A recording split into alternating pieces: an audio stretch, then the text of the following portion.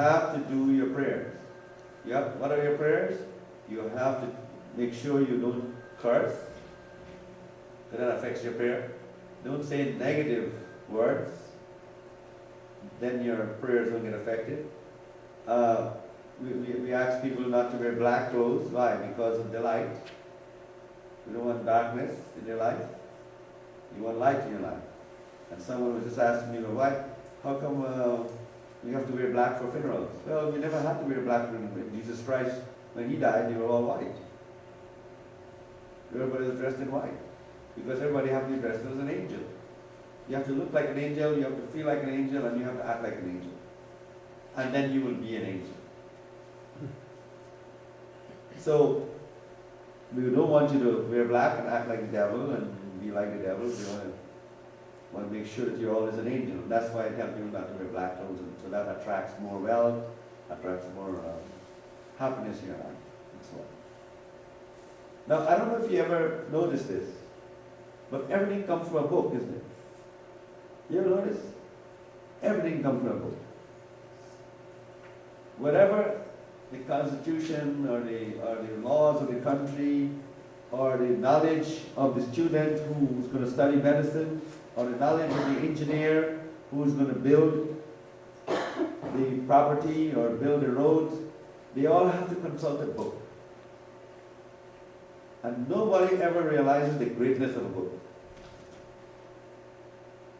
Right? We have all kinds of books. Well, there are books that will make your life happy. There are books that will make your life. Come on, Virginia. Have a seat. And when you're using this book, when you're using the books, come in front here, come in front, your seat here.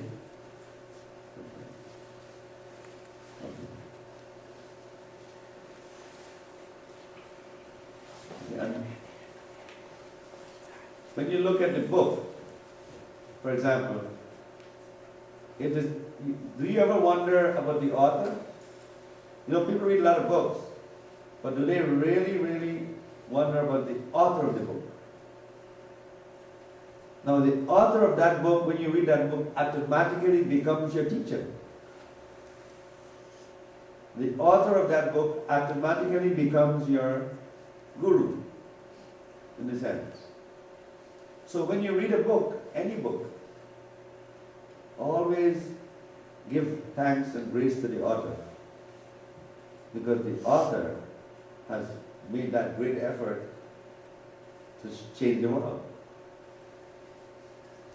The written word is so powerful that it gives you all the knowledge you seek. So, but how often we don't realize, we just open a book, use the book, we don't realize who the author is. Right? But you will see that if you give honor to the author, you also receive the knowledge much more profoundly. You receive the knowledge in a greater sense, and it benefits you more. So when a person writes a book, he has an intention to teach. And so he becomes your teacher automatically, whether he's writing a story, or science fiction, or whatever book, but he's teaching. So knowledge is the key. If you look back at history, everything came from the book. Everybody had to consult the book. There was some cultures worship the book. How important book, and then the Bible is known as this powerful book. You know? So how little attention we give to the power of knowledge and how it comes to you. But the power of knowledge is what rescues you from everything. And so that's why we teach you the things like the life code and so on, so you can learn and make your life better.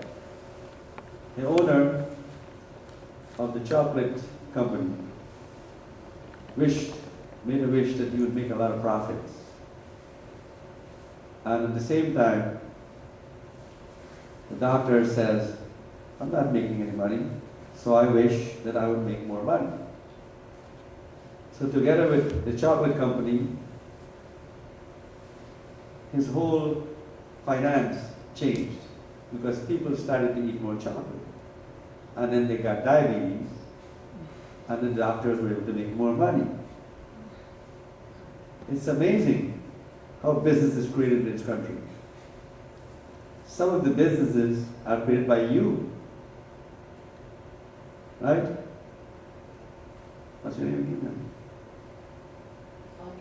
Audrey. Audrey was once very overweight. I'm quite surprised to see her today. She's very skinny today, very beautiful looking. And what she has done is when she was overweight, she created this business. So a lot of people made a lot of money from that. Right? But she changed that when she lost weight. Now weight loss is a very big business in this country. But it's created by us. All we have to do is overeat and we create all this business. In fact, someone who's a weight loss company or in the stock exchange, they're making a lot of money. So if you get sick or you get overweight, the American business is very happy because then they make more money. Instead of building more hospitals and more rooms, because that's what they're trying to do, why don't we just prevent the disease? But they don't do that. So disease are a creation of your own self. You create your own disease. When you suffer from a disease, you created it by what you eat and everything. So again, we create our life. We also create business for others. Right? Now, if everybody eat healthy, the weight loss company would lose money. They don't want that. So they'll promote the fatty foods and the foods and the fast food and so on.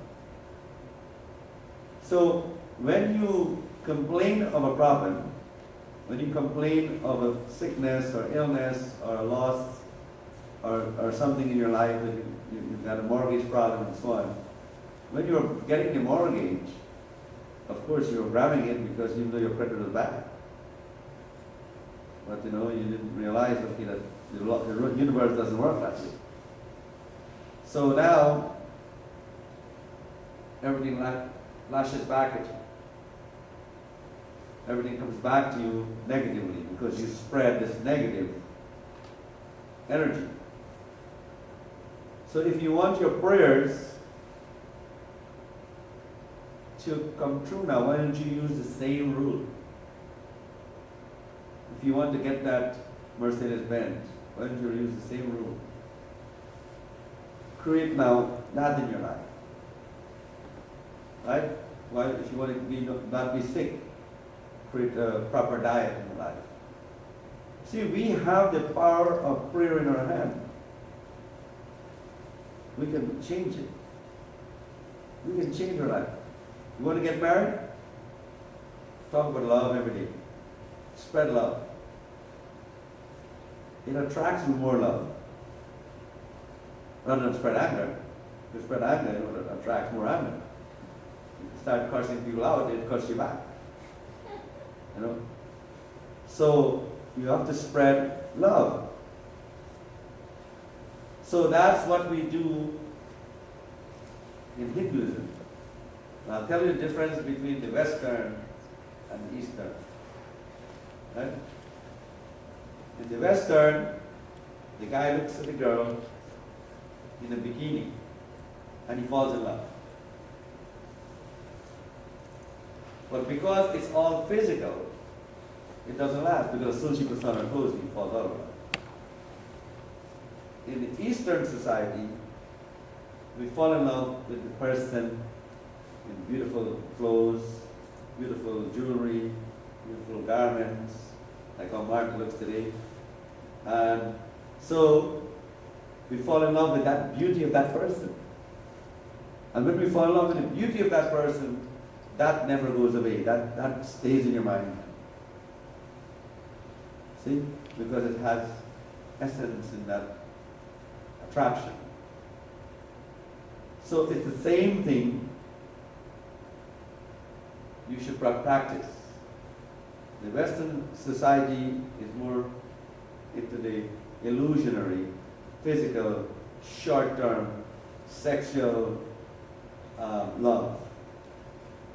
Okay, go get something quick, relieve yourself, and then keep going. Whereas the Eastern society says, no, I want to share my life with this person. Okay? And I always know when the guy is in love. When he comes to complain to me and says, you know, she twisted her face at me. She twisted her mouth and she's twisted her nose at me. Right? Now I know that he's in love. Because she's bothered even if she, and the favorite one, she opened her eyes at me. She skinned her eyes open at me. So that shows love. See? Now when the guy comes and tells me, well, she's not sleeping with me, she doesn't love me, that's a whole different story.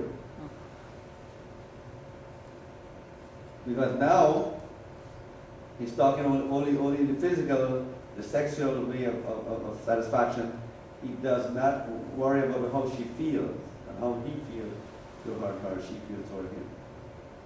See? So the whole idea, because in other words, the sexual feeling comes after love, not before love. So the guy says, well, she doesn't love me because she doesn't want to sleep with me. But that's not true. First you have to bring love. And then love automatically develops that feeling of wanting and desire to be together. So that's what Lord Krishna taught us in our life. Lord Krishna was the lover, and he blew the flute, and when he blew the flute, thousands of women got bliss. Of course, he was God. We can be Krishna. You know, and it's incidentally, in case you don't know why he was, you know, we always say, well, Lord Krishna had a lot of women in his life. They were all considered gopis.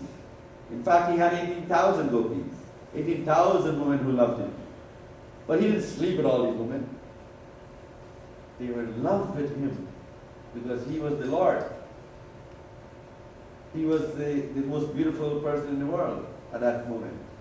And so they loved him so much that he, when he made the flute, they would feel bliss in their body. And they would get into this orgasmic bliss within them. Now why did he have 18,000 women? Because when he was in the age before that, when he was Ram, he met all of these sages and rishis, all these wise men in the forest. And they all want to be with him. But he said no, he could not be with them because they were men. But they loved him as the Lord incarnate, like people love Christ.